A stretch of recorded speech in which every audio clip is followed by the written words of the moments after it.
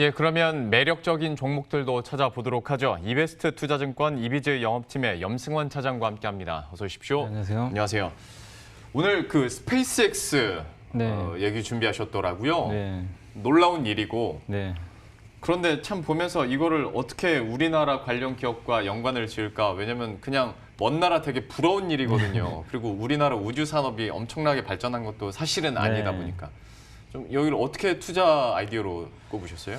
그러니까 사실 이제 우주 산업이라는 건 어차피 계속 성장을 할 수밖에 없다고 지금 보여지는 게 네. 사실은 이제 예전에는 아시겠지만 이제 나사 주도로 했잖아요. 그러니까 그랬죠. 국가가 주도했는데 이번에 스페이스X는 앨런 머스크라는 물론 좀 괴짜시기도 하지만 어쨌든 그 민간 기업이 이제 처음으로 유인 우주선을 그렇죠. 쐈다는 그런 네. 역사적인 부분이 있어서 거기에 관련돼 가지고 이제 결국 이 시장이 그러니까 우주 항공에 대한 시장이 열리기 시작했다 이런 좀 기념비적인 좀 계기가 아닌가 저는 이렇게 좀 말씀드리고 싶고 예.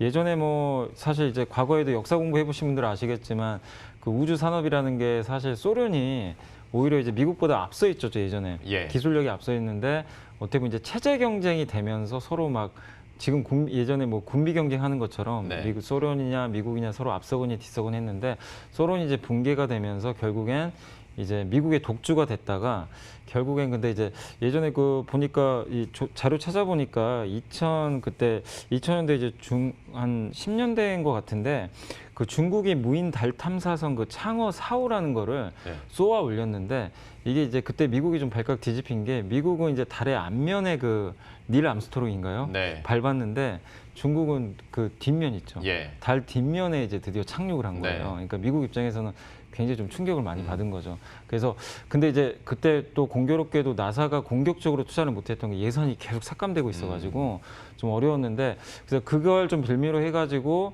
그 당시에 이제 그 스페이스X라는 이제 어떻게 보면 앨런 머스크의 뭐 기업이 탄생을 했고 민간 주도로 이제 넘어가는 하나의 좀 계기가 됐습니다. 이제 그때부터 연구를 해가지고 이제 여기까지 와서 이제 결실물이 나온 건데 제가 이제 그 오늘 좀 말씀드리고 싶은 내용은 어쨌든 뭐 역사가 중요한 건 아니고 지금 이제 이런 배경하에서 이렇게 성장을 했는데 결국엔 우리 한국 기업들 중에서 이런 이제 과실을 얻을 수 있는 기업이 있냐 요걸 좀 우리가 좀 어쨌든 투자에 연결을 해야 되잖아요. 그래서 예. 그런 관점에서 보면은 지금 이 스페이스X뿐만이 아니라 소프트뱅크의 그 원앱이라는 회사가 있거든요. 이 위성통신 하는 회사예요. 예. 근데 이 우주 산업에 왜 다 열을 올리냐면 우리 한국 같은 경우는 뭐 어디든 초고속 인터넷 다 되잖아요. 네. 근데 지금도 보면 뭐 산간 뭐 지역이라든가 이런 데는 사실 음영 지역이 너무 많으니까 네. 위성을 쏴서 다 연결을 하거든요. 네. 근데 전 세계적으로 보면은 이런 음영 구간이 얼마나 많겠습니까? 그러겠죠. 예, 그러니까 우리 한국 사람들이야 그런 걸 못 느끼지만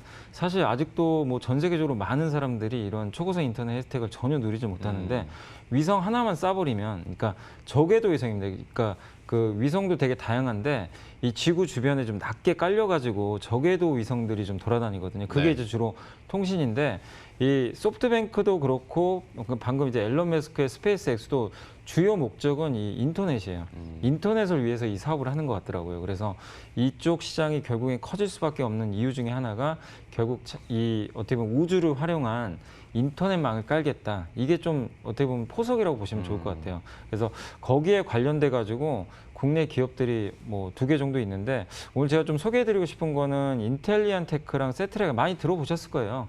굉장히 좀 어느 정도 알려졌던 기업들인데 거기에 대해서 오늘 좀 2종목 제가 좀 간단하게 한번 좀 소개를 해드리겠습니다. 아무래도 그 스페이스X 뉴스가 워낙 이제 크게 나오다 보니까 증권가에서도 이거 가지고 얘기는 해야 됐고 하다 보니 이 두 종목에 대해서 매력적으로 네. 느낀다라고 커멘트를 하는 증권사들도 여럿 있더라고요. 그러면 이거를 어떻게 직접적으로 연관 짓고 또 투자 매력도가 있는지 이거 설명을 해주세요. 그러니까 이게 그냥 단발성 테마면 예. 저도 뭐 그냥 뭐 굳이 테마인데 이렇게 볼 수 있는데 저도 좀 계속 좀 조사도 해보고 전자공시도 찾아봤는데 네. 이게 그냥 단순히 스페이스X가 올렸으니까 그냥 단타 그냥 테마 사실 주가도 그렇게 움직였어요. 네. 그러니까 보니까 아침에 딱 갭 떴다가 다 밀려버렸다. 근데 이거를 그냥 관가하시면 안 될 것 같아요. 계속 좀 투자를 하시면 좀 좋을 것 같아가지고 말씀드린 게 뭐냐면 먼저 인텔리안테크는 그 작년도에 사실 그 5G로 좀 많이 움직였어요. 사실 이제 약간 통신 위성통신 안테나 기업입니다.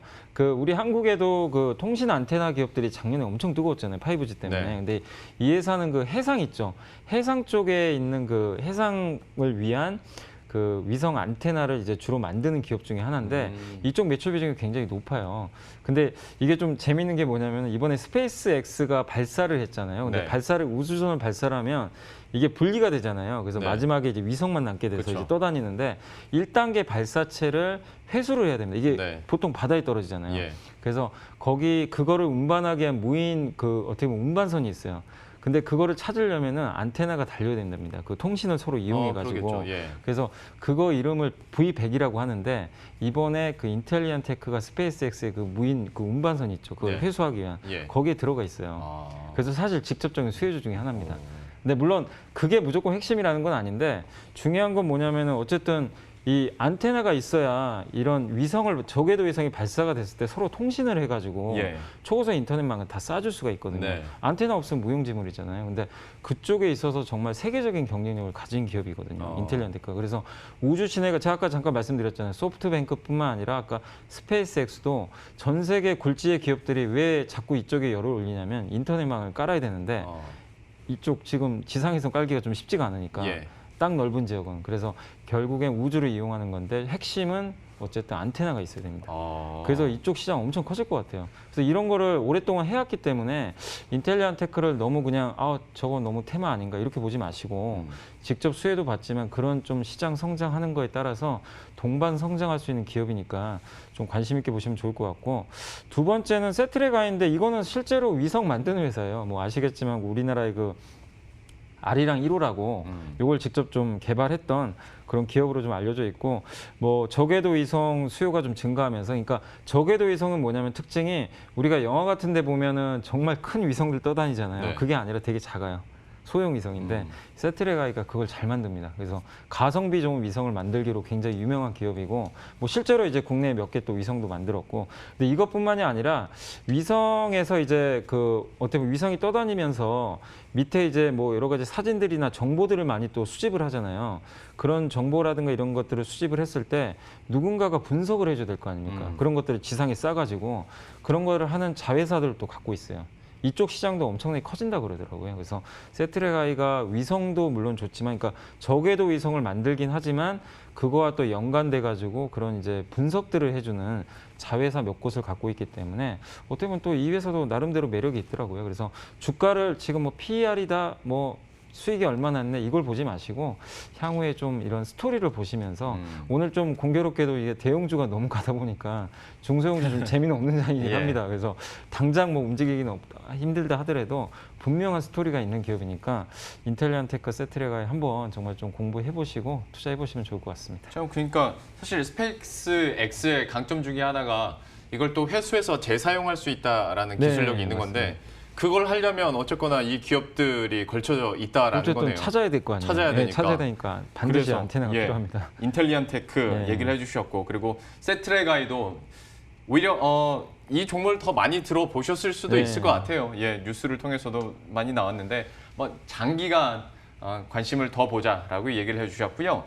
AS 잠깐 해보도록 하겠습니다. 아이센스인데요. 이게 어제 좀 급등을 했어요. 그 급등한 이유가 제가 예. 알아보니까 사실 저는 그걸로 추천드린 게 전혀 아니고 네. 아이센스를 저번에 가져왔던 이유가 어쨌든 이제 자가혈당 측정기 네, 시장 네. 커지고 연소혈당 측정기가 내년에 나오는데 그 모멘텀으로 꾸준하게 성장할 것 같아서 좀 올해 말까지 한번 보자는 입장이었는데 갑자기 그 비대면 관련해 가지고 이제 시범 서비스를 그러게요. 한다고 하는데 네. 그게 하게 되면은 이제 그 많은 이제 약간 이제 그 당뇨 환자분들이 좀 사실 연령층이 높잖아요. 그분들이 굳이 병원에 안 가도 되기 때문에 집에서 이제 자가혈당으로 그냥 네. 하면 되니까 아이센스가 이제 그쪽 매출이 훨씬 늘어날 수 있다. 이런 좀 분석들이 나오더라고요. 네. 그래서 약간 테마로 움직여 버렸어요. 그래서 어제 주가가 뭐 한 10% 넘게 폭등을 해버렸거든요. 그쵸. 근데 오늘은 좀 빠지고 있지만 어쨌든 너무 그런 테마로 보지 마시고 비대면도 물론 좋은 수혜지만 제가 말씀드리는 건 이 회사는 수출 비중이 높아요. 그래서 해외 쪽 매출이 늘어나니까 계속 이 당뇨라든가 고혈압 치료제 어쨌든 시장 커지는데 거기에 좀 핵심적인 사업을 하는 기업이니까 그런 좀 트렌드에 맞게 뭐 계속해서 좀 장기간 투자하시면 좋을 것 같습니다. 예, 아이센스도 살짝 살펴봤고요. 오늘 찾아오신 유망 스몰캡은 어떤 종목입니까? 네, 제가 이제 뭐 오늘은 좀 가져와 봤는데 장이 좀 이래가지고 중소형도 왜 참 재미없을 것 처음부터 같아요. 예, 밑밥은 예. 아, 이제 그래서 오히려 그만하시고. 좋을 것 같다고요. 좋을 것 빠지니까. 같다고요? 네, 다행히 좀 그래요. 빠지니까. 오늘 그래서 제가 팜스빌하고 나라 M&D라는 종목 가져왔는데 예. 사실 나라 M&D는 좀 오르긴 했지만 팜스빌은 오늘 좀 그래도 빠져서 사기 좀 좋을 것 같아요. 이게 뭐냐면 건강기능식품 회사예요. 그래서 약간 좀 생소한 기업인데 건기시 가면 많은 분들이 뭐 노바렉스라든가 서흥이라든가 많이 그쵸. 들어보셨을 거예요. 뉴트리 엄청나게 올랐는데 이거 안 갔어요. 근데 약간 이제 성격이 다른 게 이 회사는 좀 면역보다는 그러니까 이 건기식에서 많이 갔던 애들이 이제 면역력이라든가 이런 유산균 이쪽이 많이 갔는데 예. 이 회사는 혹시 뭐 여성분들은 좀 아실 수 있을 것 같은데 악마 다이어트라는 네. 제품으로 홈쇼핑에서 굉장히 유명하다 그러더라고요. 그러니까 약간 뷰티 쪽이죠. 다이어트에 관련된 그 약간 이제 여성분들이 선호하시는 그런 건강기능식품을 판매하는 회사예요. 근데 이 회사가 상장한 지 얼마 되진 않았는데 이번에 한 11개의 브랜드가 있는데 총 150개 이상의 그 어떤 식품들을 판매하고 있고 홈쇼핑 비중이 절대적이기 때문에 약간 언택트입니다.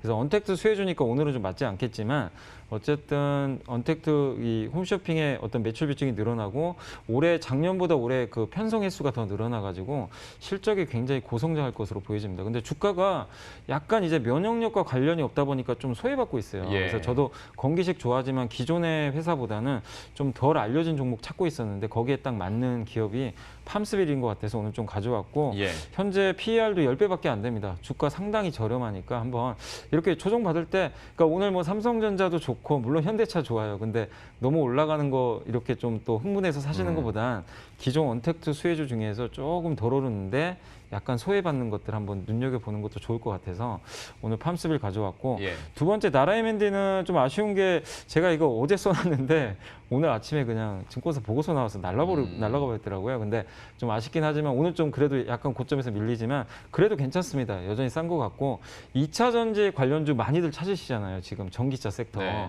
근데 거기에 또 부합되는 기업 중에 하나예요. 그러니까 원래 이 회사가 LG전자에서 예전에 분할됐던 회사예요. 금융회사인데 근데 핵심 그 매출 비중 중에 지금 대부분이 LG화학 쪽 있죠. 폴란드 공장. 예. 거기에 부품을 납품해요. 전기차 부품, 이 배터리 부품. 근데 그거는 안 알려져 있더라고요. 많은 분들이 모르세요. 그래서 좀 숨겨진 히든 2차 전지 관련주로 좀 오늘 좀 소개를 해드리고 여전히 주가도 쌉니다. 시총 뭐 1,000억 정도도 지금 안 되는 기업이니까 여전히 저렴하고 LG화학이 좀 부담된다. LG화학의 밸류 체인을 한번 사고 싶다 하시는 분들은 나라 MMD도 이렇게 좀 눌러줄 때 한번 타이밍 잡아서 들어가시면 좋을 것 같습니다. 예, 오늘의 유망주 팜스빌과 나라 M&D 살펴봤습니다. 관심 있게 앞으로의 흐름들 지켜보도록 하죠. 이베스트 투자증권 이비즈 영업팀의 염승환 차장과 함께했습니다. 고맙습니다. 네, 감사합니다.